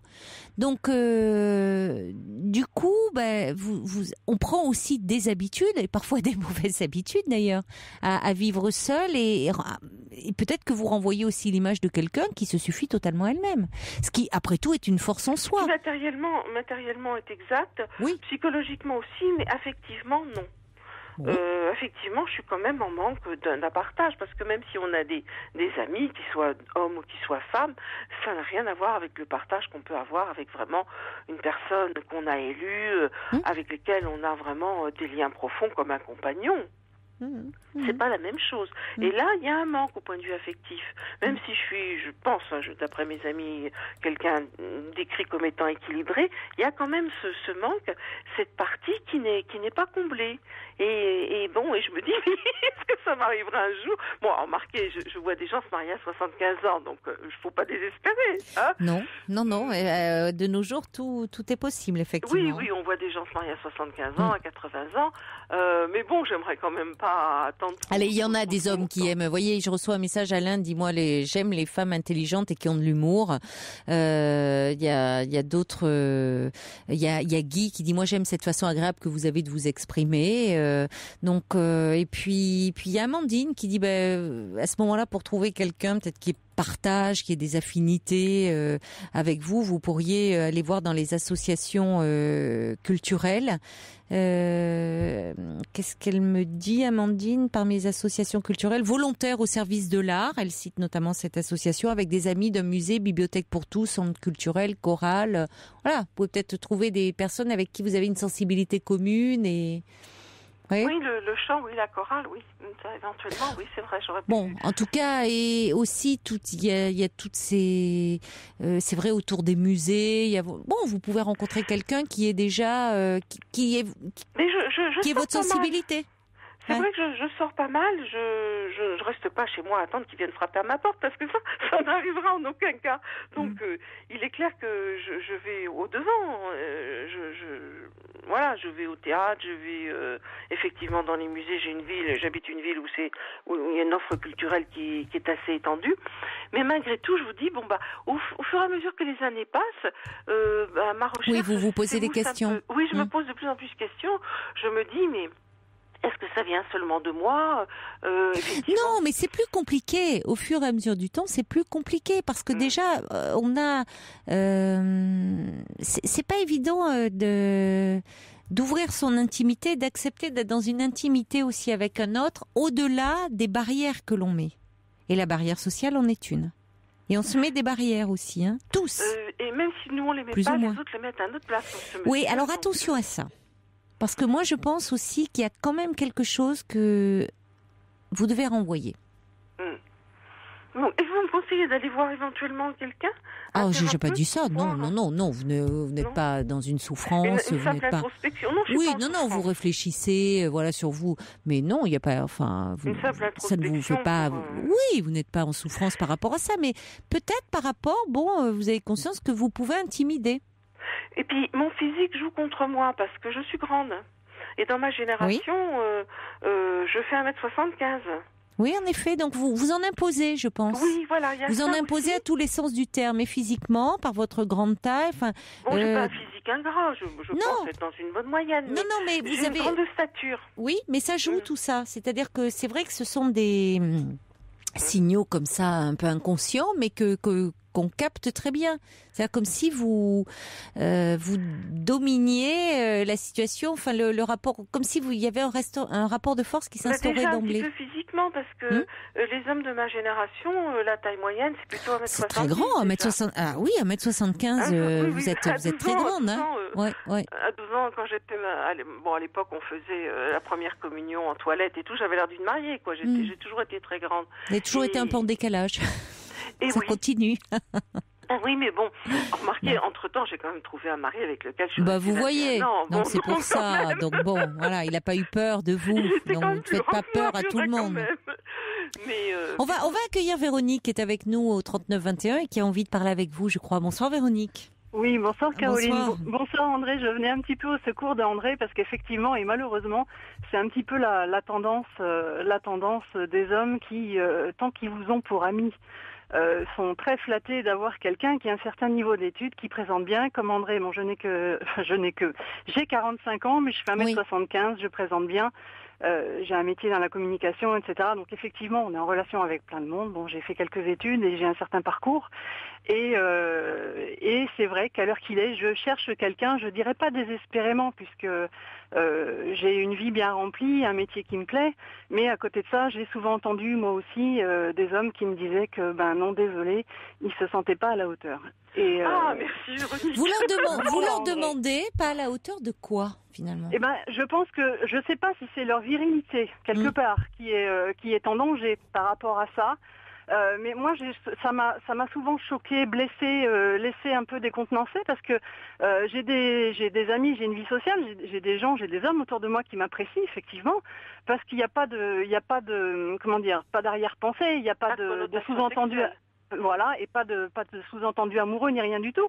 Effectivement, on s'apprécie. Mais dans une relation, les gens qui cherchent sur des sites de rencontres quelqu'un, malheureusement, arrive un moment où on sent que ça coince un petit peu. Alors, ils se disent qu'ils ne sont pas à la hauteur quand, justement, qu'est-ce qui s'est passé avant pour qu'ils disent ça? André, bon, moi, pareil, je parle 4 langues, j'ai un passé sportif, j'ai un certain parcours. Mais ils sont pas obligés de le savoir tout de suite, ça. Non, mais on est quand même obligé de parler de soi et de parler un petit peu de sa vie. Oui, mais pas forcément en mettant en avant qu'on est trilingue, qu'on parle 4 langues, enfin, oui. J'ai eu le cas de même si c'est super. André. Attendez, moi je vous l'envie. Oui. J'aimerais bien parler. J'aimerais simplement être bilingue, moi. On ne le met pas en avant, mais quand on nous pose des questions, on est franche et on répond. Exactement. Oui, mais vous voyez, mais enfin, c'est bizarre parce que avec son allemand. Ouais, mais au-delà de ça, enfin, vous n'êtes pas dans un entretien professionnel. Donc dans un entretien professionnel qu'on mette en avant, qu'on a été une très grande sportive, qu'on est trilingue et tout, d'accord, ok, ça on se vend. Mais je veux dire, dans la rencontre amoureuse, je sais pas, c'est une question de feeling. Ah mais je suis tout à fait d'accord, Caroline. J'ai même un ami psychothérapeute qui me disait en riant, mais essaie de faire l'imbécile et d'écouter bouche bée ce qu'on te dit et de pas voilà, trop... c'est ce que je dis, mais ça dure pas longtemps. Voilà, mais malheureusement, oui, le naturel reprend. Non mais attendez, moi je pense que parce que bon, moi je trouve qu'on est dans le cliché, dans le côté où effectivement d'être dans cette position dite féminine, d'écoute, de réceptivité, de disponibilité, de la femme qui va être bouche bée, qui va écouter les propos en étant admirative devant l'homme et tout. Ceci dit, ça n'empêche pas. Je pense que dans une relation d'amour, c'est important d'admirer l'autre, qu'on soit un homme ou une femme. Tout à fait. Donc, vous voyez, l'homme qui vous dit, je suis pas à la hauteur et tout, c'est parce que, est-ce qu'à un moment, on lui en met pas plein la tête aussi? Ou il y a des hommes qui peuvent avoir des complexes. Non, mais il y a des hommes qui peuvent, comme des femmes, ont des complexes. Oui, voilà. Mais moi, le côté répétitif, en fait. C'est ce qui m'étonne. C'est ce qui m'étonne. Ouais. Est-ce que c'est pas une façon aussi de, à un moment, mettre des barrières? Je ne sais pas. Alors disons que peut-être que quand on a été seul à un certain moment ou quand on s'assume pleinement et que effectivement la solitude ne vous pèse pas, ce qui était le cas d'André qui a une vie, etc. Et voilà, qui s'intéresse à plein de choses, qui fait plein de choses. En fait, ils ont l'impression, enfin moi c'est le ressenti que j'ai eu et c'est ce qu'on m'a souvent dit, il n'y a pas de place dans ta vie pour moi. Oui, alors qu'en fait c'est pas vrai. Il y a une place. Le problème c'est qu'on n'arrive pas à comprendre. Non, mais on est obligé d'être sur tous les fronts parce qu'on est mais seul. franchement, dans la relation, à un moment, je vais vous dire, à un moment, quand vous avez été débattante dans votre parcours, vous le dites, vous sportif, vous êtes lancé des défis, vous avez surmonté des obstacles et tout, il y a tout ça et peut-être que il y a une part de vous qui forcément est dans le contrôle. Dans l'amour, on n'est pas dans le contrôle. Dans la rencontre amoureuse, on n'est pas dans le contrôle. C'est-à-dire, on laisse la part à l'inconnu et à l'autre qui peut effectivement. À un moment, on va le désirer comme un dingue parce que et il est pas de notre milieu social. Il y a quelque chose qui se passe, c'est du feeling, quoi. Or là, vous me parlez de critères qui sont des critères très objectifs.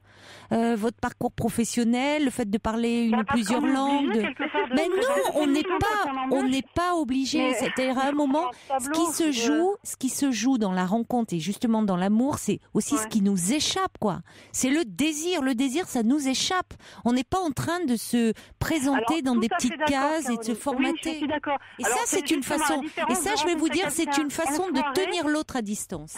Oui, non, mais quand on rencontre quelqu'un en soirée, on n'a pas du tout la même approche que quand on va effectivement sélectionner des personnes sur Internet où on va être effectivement amené à se présenter peut-être beaucoup plus vite pour éliminer éventuellement. Mais je rebondis là-dessus. Vous éliminez certainement des hommes dont vous pourriez être dingue. Parce qu'effectivement, ils sont pas dans vos critères. Et ça, c'est tout le problème d'Internet. Caroline. Moi, je suis pas du tout sur Internet. J'ai été en agence matrimoniale, j'étais en club de rencontre, mais je n'ai jamais été dans le virtuel. Oui, mais dans les faits, dans tous ces lieux-là, on met des gens dans des cases. Or, à un moment, ce qui survient dans l'amour, c'est justement parce que ça nous échappe. Et parce qu'à un moment, on va lâcher prise. On a tellement l'habitude, et de plus en plus dans nos modes de vie, d'être dans le contrôle. On veut tout contrôler, y compris l'amour. Alors que justement, vous pouvez tomber à un moment, être complètement bouleversé par quelqu'un dans le désir, mais parce que vous avez lâché un peu aussi. Quand vous rencontrez quelqu'un pour la première fois, dont effectivement on peut supposer que la personne peut vous raconter n'importe quoi par écrit, tant que ça reste virtuel, ça reste effectivement, il y a l'imaginaire qui travaille, etc. Quand vous rencontrez la personne, il y a un minimum de présentation à faire. Après, oui, mais au-delà, ça c'est le côté officiel. Mais ce qui est intéressant, ce qui se passe, c'est dans tout ce qu'on ne dit pas. Ah oui, ça, au-delà de la présentation, c'est-à-dire que vous sentez très vite s'il y a quelqu'un ou il y a quelque chose qui est en train de se passer entre vous et cette personne ou pas, ou si vous êtes en train de déballer votre vie comme vous déballeriez un CV devant un employeur. Oui. C'est vrai que c'est un peu ça. Mais l'échange, il est dans justement ce qui à un moment va nous échapper et qui fait que on n'est plus dans le contrôle dans la façon de parler de soi et où on va se mettre, je sais pas moi, à partir dans un fou rire, à bafouiller. Enfin, il y a quelque chose qui nous fait un peu. Mais voilà, et on n'est plus, on ne se vend plus. Il y a un côté, c'est ce que dit First Lisa, d'être un peu plus animal, instinctive. Ce qui n'a rien à voir avec, c'est pas faire offense à l'intelligence, parce que l'intelligence est extrêmement séduisante. Et que, moi, je vais vous dire qu'on soit un homme ou une femme, l'intelligence, c'est très séduisant. Parce que c'est aussi pouvoir s'adapter, mais pouvoir s'adapter et pouvoir accepter de se laisser emmener là où on n'avait pas prévu d'aller. Et ça, on a un peu de mal, parce que c'est vrai que, et particulièrement les femmes, je pense, et de toute façon les hommes aussi, on a un mode de vie qui veut ça, on est dans le contrôle, on contrôle tout aujourd'hui. Et justement, ce qui est intéressant dans nos vies, c'est quand il y a des choses qui nous échappent, qui jaillissent, parce que le désir, ça jaillit. Là, vous avez mis le doigt sur quelque chose, parce que c'est vrai que dans nos parcours professionnels, apparemment, pour moi comme pour Véronique, je crois, c'est ça ? Oui. On a fait preuve d'adaptabilité, on a su prendre des décisions professionnelles, des bonnes décisions qui nous ont permis de développer une carrière intéressante. Donc, on a cette facilité de s'adapter, mais est-ce qu'on sait l'appliquer effectivement, cette adaptabilité, dans le domaine émotionnel qui n'est plus du tout rationnel ? Peut-être pas. C'est peut-être là où effectivement il y a peut-être un manque. Là où il y a quand même un X, c'est que quand on a une capacité à se faire des amis, sans arrière-pensée amoureuse, sexuelle ou quoi que ce soit, pourquoi est-ce que ça rate, ça foire, n'ayons pas peur du terme, sur le plan amoureux ? Mais justement, c'est ce qui est très intéressant, c'est que dans l'amitié, on est dans quelque chose assez sécure finalement. Il n'y a pas cette partie instinctive, désir animal. Mais d'accord, mais il n'y a pas de il n'y a pas il n'y a pas la sexualité. C'est justement aussi ce qui à un moment va vous échapper, c'est le désir. Donc dans l'amitié, oui, vous contrôlez d'une certaine façon. Ça ne veut pas dire qu'il y a le contrôle dans la sincérité de vos sentiments, mais vous pouvez être vous-même. Mais il n'y a pas cette part qui, à un moment, vous savez, ce qui est intéressant dans nos vies, et je ne parle pas seulement du désir sexuel, c'est que quand il y a quelque chose qui justement nous déroute, nous échappe, parce que c'est là où notre désir s'exprime. On le sait en thérapie. Souvent, ce qui est intéressant, c'est pas tant ce qui est dit. Parfois, il peut y avoir une séance où on parle, la personne parle, mais finalement elle se répète, il y a quelque chose, on tourne un peu en rond, et puis à un moment il va surgir un lapsus, il va survenir ou un silence ou quelque chose, et là il y a quelque chose de sa vérité qui s'exprime. Dans la vie, c'est pareil. C'est parfois dans nos actes manqués qu'on est le plus nous-mêmes, ou il y a des choses de notre désir qui surgissent véritablement, de ce pourquoi on vit, on vibre. Et pourtant, je sais pas, parce que la démarche, elle me semble sincère, pour André comme pour moi et comme pour beaucoup d'autres. La démarche, elle est sincère. Mais je dis pas que vous êtes sincère, vous êtes dans le contrôle. Vous êtes, non, mais c'est plus compliqué que ça. C'est-à-dire qu'il y a des personnes qui désirent, qui sont tout à fait honnêtes en disant ça, qu'elles veulent rencontrer quelqu'un, mais qui, dans les faits, font tout pour être dans l'évitement de la relation et de l'intimité. Alors c'est inconscient dans ce cas. Quelque chose à creuser là. Oui, là, il y a quelque chose à creuser. Oui, bien sûr que c'est inconscient, et c'est pour ça que ça échappe. C'est probablement inconscient, parce que consciemment, non. Consciemment, non, mais on a dû prendre un mauvais pli au fil du temps, peut-être. Moi, en 17 ans, il est clair que j'ai dû peut-être prendre un mauvais pli, et je vous dis, c'est vrai que je suis maintenant moins active, parce qu'un petit peu découragée en me disant, mais bon sang, il doit bien être quelque part, mais où est-il ? Voilà. Je voyage, je fais plein de choses, j'ai l'occasion de rencontrer pas mal d'hommes. C'est vrai qu'effectivement, ma taille freine beaucoup, parce que j'ai pas envie, moi, j'ai pas envie de ressembler pour ma génération à Sophia Loren et Carlo Ponti. Bon, il y a des femmes qui peuvent, moi je peux pas, parce que justement j'ai besoin de me sentir rassurée, protégée. Et il me faut. Vous voyez, encore un paradoxe là, Caroline. Je suis dans le même cas que André. Effectivement, il y a aussi un paradoxe de ce côté-là. On a besoin d'être assuré, on a besoin d'avoir une épaule, d'avoir Et quelqu'un oui, qui d'un nous autre emmène un peu côté, dans- l'amour ne se compte pas en centimètres, mais Non. pourtant, voilà, quoi. C'est quelque chose de plus instinctif. C'est vraiment, voilà, un homme, il faut qu'il soit au moins de ma taille ou un peu laissez, plus grand. laissez parler cette part-là, et dans la langue, justement, laissez un peu de côté toutes les langues que vous parlez et parler une langue plus universelle, mais là, quoi. là, Voyez. je vous ai dit dans cette anecdote, franchement, Ouais, j'ai mais attendu que le monsieur réponde, hein. lâchez un peu, je pense.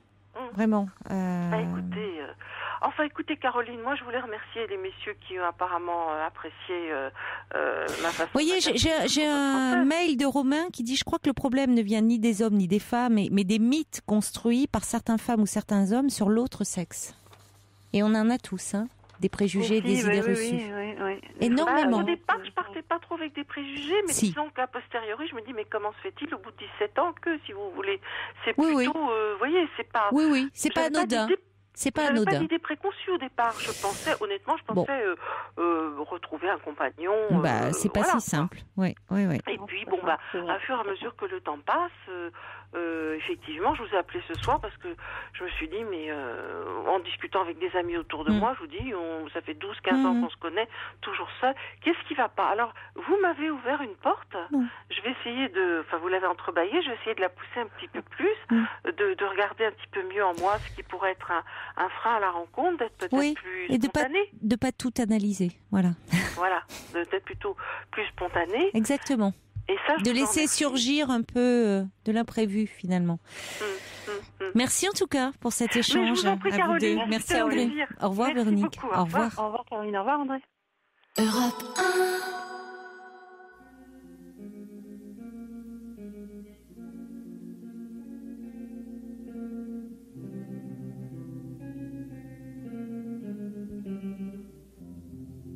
I was 5 and he was 6. We rode on horses made of sticks.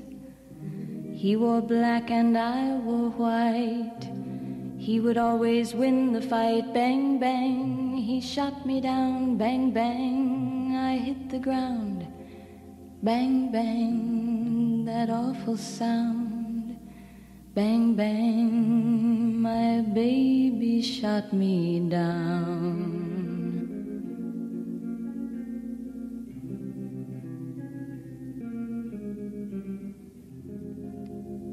Seasons came and changed the time.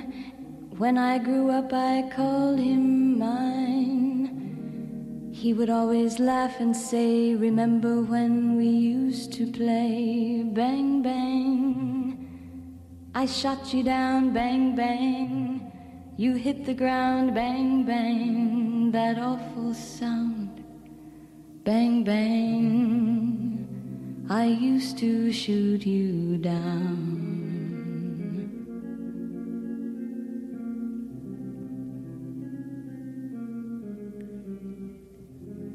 Music played and people sang. Just for me, the church bells rang.